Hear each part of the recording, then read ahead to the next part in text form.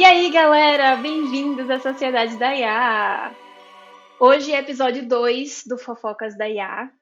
Trouxemos mais 4 notícias que saíram recentemente para a gente falar sobre. Jô, dá um oi antes da gente começar a falar sobre as notícias. E aí, galera, estamos de volta aqui, episódio 2, Fofocas da IA. Hoje com reais fofocas mesmo e notícias também no meio, para não ficar só fofoca. E fala aí se vocês estão gostando desse quadro, o que vocês estão achando. E lembra de seguir a gente aí em todas as redes sociais. Sociedade.ia é o nosso handle. E a primeira notícia é uma empresa chinesa que lançou um robô doguinho. Um robô em formato, tipo um cachorrinho. Ele não tem exatamente a cabecinha, né? A gente vai colocar a foto aí para vocês verem. Mas já existem outras empresas que lançaram robôs desse tipo, né? Quadrúpedes assim. Só que, por exemplo, a Boston Dynamics, que é americana, só que os robôs da Boston Dynamics, eles podem chegar até, tipo, $200.000. É, tipo assim, um absurdo de caro. E a novidade é que essa empresa chinesa, ela chama Unitree Robotics. O robozinho doguinho deles, o preço começa em $1.600. O que, pô, é caro. Mas é mais barato aí do que um MacBook top de linha. Então, Um por iPhone o preço, em breve, né? Em breve vai em estar o preço do breve. iPhone. Né? Pois é, então, pô, ficou muito mais acessível. E aí, o que esse doguinho faz? Ele anda do lado do dono, ele, tipo, pula, fica nas duas patinhas, ele tira foto com a câmerazinha dianteira e ele fala também. Então, você tem aí um doguinho que fala. E coisas que eu achei que podia ser interessante para as pessoas usarem esse doguinho, tipo, aqui você vai usar. Aí eu imaginei, sei lá, tipo, carregar peso do seu lado, uma pessoa que tem dificuldade para carregar peso, aí você coloca uma sacolinha na frente dele. E essa coisa de falar com você e olhar ao redor, porque uma coisa que ele faz é que ele tem um LiDAR, que é uma tecnologia que é usada aí nos carros autônomos para olhar o ambiente e evitar objetos. Então ele consegue andar ali sozinho do lado do dono. Ele poderia, por exemplo, guiar uma pessoa cega. E eu acabei de ver que tem um gatinho aqui com a gente. E Bianca resolveu que ela quer participar do episódio de Que hoje. fofa. E aí é isso, imaginei isso, tipo, podia ser um guia aí para uma pessoa cega, podia, né, tipo, falar com ela enquanto guia. Então, pô, pode ser Rapaz, eu achei interessante. essa Vamos bem ver. interessante mesmo. Eu não tinha pensado nisso. É uma forma de não só um cão-guia, mas outros tipos de cachorro. Tem muitas outras utilidades hoje de cachorro de serviço, né? Que Sim, podem ser substituídos por esses cachorros automatizados aí, robóticos. Eu sei que para muita gente, claro que a companhia de um cachorro de verdade é o que faz parte do processo de ter o cachorro service dog, o cachorro de serviço, né? Mas para às vezes não tem condições, né? Eles não são baratos, né? Cachorros desses, eles são custos de treino e não tem disponível para todo mundo. Às vezes é difícil você conseguir um para você. Então, talvez fosse uma alternativa no futuro. Eu não tinha pensado por esse lado. vai que alguém não gosta de doguinhos reais, não quer cuidar de um doguinho real, Mas uma e pessoa aí tem dessa um não doguinho merece que robô. ninguém faça nada por ela, não. Se você não gosta de animais, eu não gosto de você. Eu não quero você aqui. Pode ir embora. É isso. E aí é isso, a fofoca de hoje é que nem os doguinhos estão a salvo, eles também vão perder o emprego deles, por causa Isso. da IA. Aí eu vou trazer também pra gente uma notícia que não é relacionada a essa, mas eu achei muito interessante, que é sobre uma cidade que foi criada e que os personagens, não pessoas dessa cidade, são IA. E eles são. Eles têm LLMs relacionadas a eles, né, na programação, eles têm a programação base deles, mas eles conseguem entender linguagem natural e eles se comportam. Ai, meu Deus, ela vai destruir tudo aqui. E eles se comportam baseado em inputs que você coloca. Então imagina aí você se jogou The Sims, não sei se você já jogou The Sims, ou a galera que jogava outros tipos de simuladores aí antigos, simulador de criação de cidade, simulação de fazenda. Eu sei que tem gente aí que gosta de simular que dirige caminhão, mas jogar um Truck Simulator, mas já pensou você jogar um simulador no qual os NPCs eles vão interagindo entre eles, criando as próprias ideias e as próprias notícias? Foi uma pesquisa que saiu em abril, e eles liberaram o código dessa pesquisa, e aí recentemente a empresa 16Z reconstruiu o código e criou. O código está aberto no GitHub para todo mundo pegar e usar. A licença é aberta. Eles querem mesmo que as pessoas alimentem. E aí eles dão alguns exemplos de coisas. Meu Deus, é só pelo que em cima de mim agora essa gata, meu Deus. É isso que tem um gato, né? E agora eles estão deram um exemplo, né, de como ficou. E o exemplo deles é assim, eles programam e eles obviamente eles dão pré-setups para todos os personagens, é tipo uma mistura. Então vou usar o The Sims como exemplo, que é um exemplo mais fácil, eu acho que muita gente aí já jogou. O The Sims, para quem nunca jogou, é um simulador de vida real. Né? Você cria uma pessoa e aí você tem uma função, você trabalha, você estuda e pelos de gato. E, e na cidade onde você está inserido, vão ter outras pessoas que eles vão interagir com você, eles vão passar na sua casa, vão conversar e vão dar oi. Isso é tudo personagens virtuais. E esses personagens, eles têm uma programação pré-feita antes para o que eles vão fazer. Então, tem essa pessoa aqui que gosta de dançar e trabalha na escola. Essa pessoa aqui, ela gosta de jardinagem e ela é cientista. Essa pessoa aqui é um instrutor da academia e gosta de artes marciais. E aí eles fazem essas pré-programações em cima das pessoas, mas todos eles também entendem a linguagem natural e tem modelos de linguagem grande associados aos seus personagens. Então são duas coisas associadas, né? E aí, o exemplo que eles dão é você, como jogador, você pode ter o seu personagem, você joga, e aí eles deram um prompt para uma pessoa, um NPC, dizendo que eles iam criar uma festa de Valentine's Day. Eu tava pensando em organizar uma festa de Valentine's Day. E o que aconteceu foi que o personagem que ele falou com começou a espalhar com os outros personagens NPCs. E eles começaram a divulgar um para os outros. E aí eles organizaram a festa. Eles organizaram a festa, fizeram decoração. Tá brincando. Não, não tô brincando. Criaram decoração para a festa, marcaram o local, a data, e convidaram outros personagens ao redor no simulador para comparecer a essa festa. Então, quem joga jogos dessa forma, por exemplo, Harvest Moon. Harvest Moon é um jogo de simulação de fazenda. E tem festinhas, né? Tem tipo os festivais, né? Tem alguns. E aí é uma coisa certinha. No dia certo vai ter aquele festival ali. E você vai até aquele lugar e vai acontecer. Os personagens da cidade vão estar ali, vão ter uma programação pré-feita para interagir naquele lugar. Mas isso abre possibilidade de você criar um jogo totalmente customizável, de você viver um simulador real mesmo, assim. Óbvio que com as suas limitações ainda não é uma coisa 100%, mas imagina isso aí implementado num The Sims da vida, ia ser uma loucura total. Não, que loucura. Cada personagem é como se fosse seu próprio LLM? Isso, eles são modelos não interligados entre eles, cada um tem seu próprio modelo. Então, dá um exemplo assim, bem por alto assim. É como se você pegasse o Bardo em um, o ChatGPT no outro, aí você pega um que tem a base da Meta, o Llama em outro, mas eles podem ter bancos de dados que são interligados, que tem usado em mais de um, mas a forma como eles são programadas são diferentes. A linguagem de cada um deles foi programada de uma forma diferente, a forma como eles processam dados é diferente. Então, quando eles interagem um com o outro, eles também absorvem aqueles dados, né? E adicionam no banco de dados dele para processar. Então, eles aprendem um com o outro e conversam um com o outro, ensinam um ao outro, com o input humano. O que eu fiquei chocada, assim, é porque geralmente quando você pensa no ChatGPT, é tipo, você dá uma tarefa para ele e ele responde alguma coisa para você, né? Só que aí eles se comunicando, os LLM se comunicando, eles fizeram coisas além, assim, tipo, coisas que você não esperava. Tipo, um convidou o outro pra festa, e tipo, sabe? Fez o convite, não sei o quê. Então, minha gente, isso é o começo do fim, viu? Anota aí. É assim eles vão falando com o outro, é assim que começa. O filme de Apocalipse começa assim. Eu tô me sentindo num filme de ficção científica. Então, o que eu achei louco é porque, assim, se você chegar no ChatGPT hoje e disser assim, preciso preparar uma festa, você poderia me dar uma lista de coisas para fazer?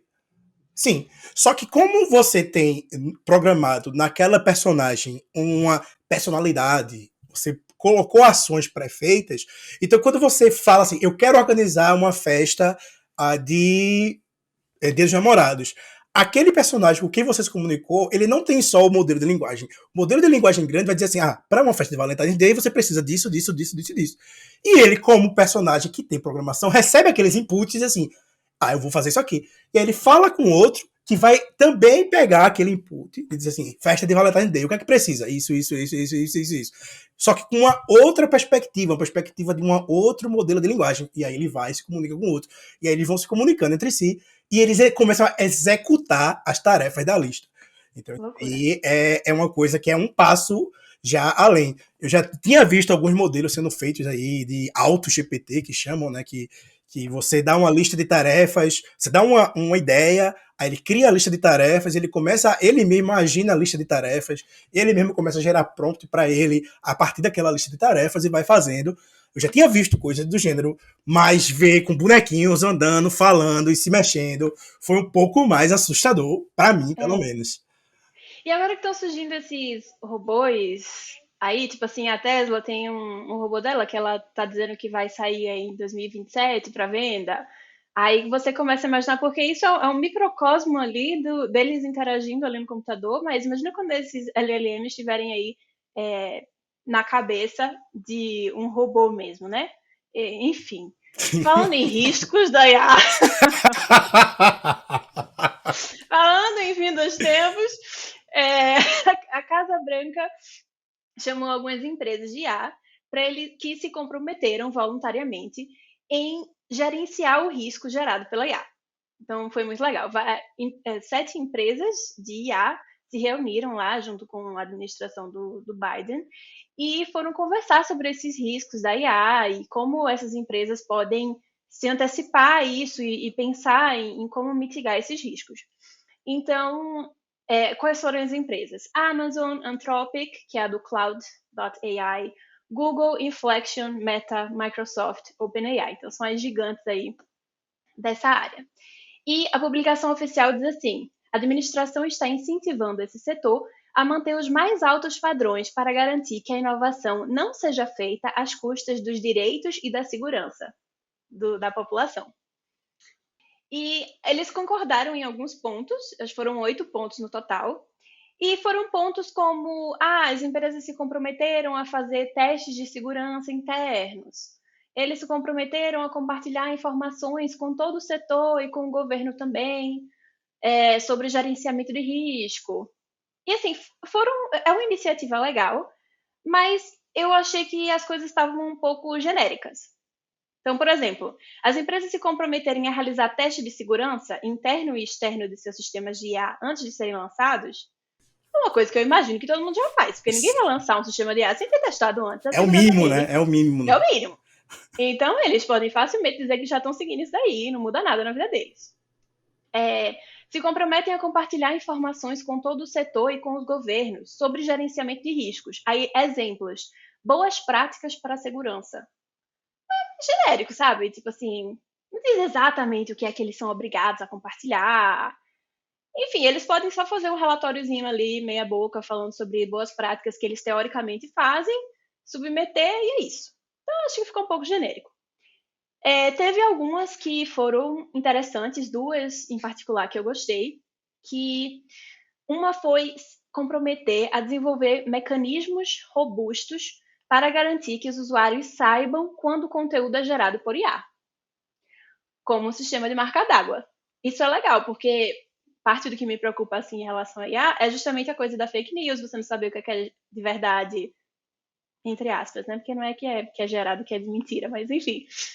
O que é gerado e o que foi feito por um ser humano, enfim. Então, desenvolver mecanismos desse tipo é interessante. O sistema de marca d'água é legal, tipo, se você gera uma imagem, gera enfim, um texto. Eu não sei como é que isso vai ser para texto, né? Mas, enfim, então é interessante esses mecanismos. Eu imagino que a maioria deles vai ter um escape pago, né? Então, pague tanto para retirar a marca d'água. Não adianta muito. Vai existir. Com certeza. Mas, enfim, né? Pelo menos existe essa iniciativa aí de pensar sobre A isso e iniciativa é priorizar. boa. E a segunda coisa que eu achei legal foi tem um ponto que é um ponto que a gente falou no episódio passado, que é sobre viés. que assim, as empresas se comprometem a priorizar a pesquisa sobre riscos sociais que os sistemas de IA podem representar, inclusive para evitar bias e proteger a privacidade. Então isso é legal. Apesar de ser genérico, tipo assim, o que é priorizar a pesquisa? Não tem dizendo, tipo, quanto tem que investir, ou porcentagem, nada. Mas é tipo assim, eles se comprometeram a pesquisar sobre isso. Uma coisa mais interessante, talvez, fosse, tipo assim, eles teriam que ser obrigados a divulgar relatórios dizendo como eles testam para ver se o bias não tá lá. Isso seria legal. Mas, enfim, tá genérico, mas foi uma boa iniciativa. Pelo menos é um E começo, né? é um E, e começo. só para dar uma pequena correção aí no que você falou, o Vai. episódio que a gente vai falar sobre é o do próximo sábado, não o passado. Ah! Vocês estão vendo isso aqui na quarta-feira, mas na sábado vai sair o episódio sobre bias. Então fiquem ligados, a gente vai falar bastante sobre isso. É verdade, a gente grava com shift aí de uma semana, então eu gravei semana passada, mas vai sair sábado. Isso, isso. É, E para a gente finalizar, então, hoje as notícias, eu trouxe mais uma também. A última notícia que eu vou falar é sobre uma fofoca que está rolando. Na verdade, não é nem fofoca mais, porque o negócio já está bem geral, todo mundo está sabendo. Mas é sobre a falta de GPUs. O que são GPUs? GPUs são unidades de processamento gráfico. E elas são muito importantes para a IA por causa que elas conseguem processar várias coisas ao mesmo tempo e vários núcleos ao mesmo tempo. Então, para a IA generativa, ela é extremamente importante, né, em geral. Então, as empresas meio que estão competindo para receber as GPUs da NVIDIA primeiro. A GPU nova da NVIDIA, a H100S, ela é a top do mercado. E ela está sendo disputada por todo mundo. E ela está sendo disputada num nível que as empresas de tech lá dos Estados Unidos, elas comentam entre elas, tipo assim, a OpenAI está com 50 mil unidades e precisa de mais 50 mil para fazer o GPT-5. A Tesla comprou 20 mil para X.AI agora e está chegando. Mas e aí, quantas unidades a NVIDIA consegue produzir daqui ao final do ano? E as chinesas? Eu fiquei sabendo que as empresas chinesas estão tentando comprar um monte também. Como é que eu vou receber? Será que a gente vai receber primeiro ou depois? Ou seja, os funcionários das empresas estão fofocando entre si, conversando para saber quem que vai receber primeiro as placas de vídeo, quem vai receber e quantas vão receber. Assim, os números são gigantescos, tipo, as pessoas estão falando em coisas nas casas de 500 mil unidades, assim, para dar conta, só para as empresas maiores de tech, e elas têm investimentos loucos, assim. A NVIDIA disse que tá dando conta das ordens que são feitas, né? Ela tem um período de tempo que ela faz, a pessoa faz o pedido, ela tá entregando, só que eles não confirmam que existe uma shortage, uma falta de GPUs. Eles estão dizendo que, na verdade, são alguns componentes que as pessoas que prestam serviços para eles não conseguem entregar a tempo. Um problema de supply chain, né? Que como a demanda aumentou muito recentemente, eles estão tentando se reorganizar para que todos os componentes da placa sejam entregues a tempo a eles, para que eles possam dar conta de produzir todas as placas que todo mundo precisa, para todos. E o que eu acho interessante é que isso é uma coisa que a gente vai falar no episódio que a gente vai gravar hoje, que é sobre como o poder de processamento é uma coisa importante. Como ter chegado no ponto que a gente está hoje é muito correlacionado ao aumento do poder de processamento que a gente tem e que, ao que parece, a gente está chegando já no ponto de esgotar esse poder de processamento. Que a gente já está chegando num ponto tipo assim, o poder de processamento atual já não é mais o suficiente. A gente precisa de ainda mais para continuar evoluindo. A competição está brutal e as empresas estão lutando entre elas para conseguir poder de processamento. E nessa corrida, né, quem recebe primeiro tem vantagem. Sempre. Na velocidade que as coisas estão, quem recebe primeiro tem vantagem. E você vê aí como pode haver uma disparidade entre grandes e pequenas empresas. Porque se as grandes empresas estão competindo para ver quem consegue, eu acho que as pequenas empresas estão conseguindo alguma coisa. Pois é. Então, assim, a Anthropic, que é uma das que eu gosto mais, o Cloud, assim, que eu tenho usado com mais frequência até, ela só conseguiu fazer um pedido de 2 mil unidades. Então, se você levar em consideração que a OpenAI está com 50 mil e quer mais 50 mil para o GPT-5, é o quê? 50 vezes a mais, né? Então, Eu tô torcendo pela OpenAI para eles conseguirem aí, porque tem umas coisas que eu quero fazer com o ChatGPT. Eu preciso que eles agilize, tenham né? GPU aí. Agilize aí, OpenAI, pelo amor de Vamos Deus. lá pra OpenAI. Ai, ai. Pois é a fofoca do momento no Silicon Valley, no Vale do Silício lá, só se fala em quem é que vai pegar as placas de vídeo primeiro. E eu não vejo uma corrida dessa por placa de vídeo. Desde que o Bitcoin saiu aí, a galera queria minerar usando as placas de vídeo. Agora essa é outro nível. Não é aquela placa de vídeo que você vai botar no seu PC, não. Se você colocar uma placa de vídeo dessa no seu PC, ele explode. É placa de vídeo top, assim, que você precisa você não precisa de uma fonte para rodar, você precisa de um gerador de energia para ela rodar, entendeu? É um negócio que leva a outra questão também de energia, né? Que aí a galera querendo falar de energia verde, de modificação, e traz também outras coisas que tem muita gente falando de GPU na cloud, né, na nuvem, que são centros em lugares remotos, que são autossuficientes em energia, que estão lá com o GPU ligado a 100% do tempo e fornecendo essa capacidade de processamento via web para alguém. É outro serviço que está sendo muito utilizado e disputado no momento. GPU virou commodity, cara, energia elétrica, preços, ó, só para cima. É. Sabe o que é que eu queria fazer com o ChatGPT? É que, tipo, agora quando você quer treinar ele mais personalizado para você, por exemplo, eu vou escrever um texto e eu quero que tenha uma voz parecida com a que eu uso na escrita. Aí eu vou lá no prompt e mando, sei lá, alguns textos meus, né, para ele aprender como é que funciona. Só que tem uma coisa chamada fine tuning, que é como se fosse, tipo, ajustar o GPT a novos dados, a dados que você escolhe, que eles dizem que vai ser possível fazer, só que eles aparentemente não estão com GPU suficiente para permitir que isso seja feito. Mas quando puder ser feito, aí você vai poder fine-tune o modelo deles aos dados que você quer. Então vai ficar ainda mais preciso para os seus dados. Isso. Aí vai ser muito legal. O Estou futuro esperando vai ser algo ansiosamente. maravilhoso. Vamos ver quando é que eles vão lançar isso aí. Mas é isso. Obrigada, galera, por ter ficado até aqui com a gente. E a gente vê vocês no próximo Fofocas da IA. Lembre-se de se inscrever no canal, ligar o sininho e seguir a gente em todas as redes sociais. Porque a gente é um podcast pequenininho, a gente precisa muito do apoio de vocês agora. Manda para todo mundo, manda para os amigos, manda para mamãe, para vovó, para papai, para criança, cachorro, periquito, todo mundo, manda para todo mundo, clica aí, manda pra gente, para todo mundo conhecer a gente. A gente continua trazendo isso aqui para vocês. É isso. Cheiro! Tchau!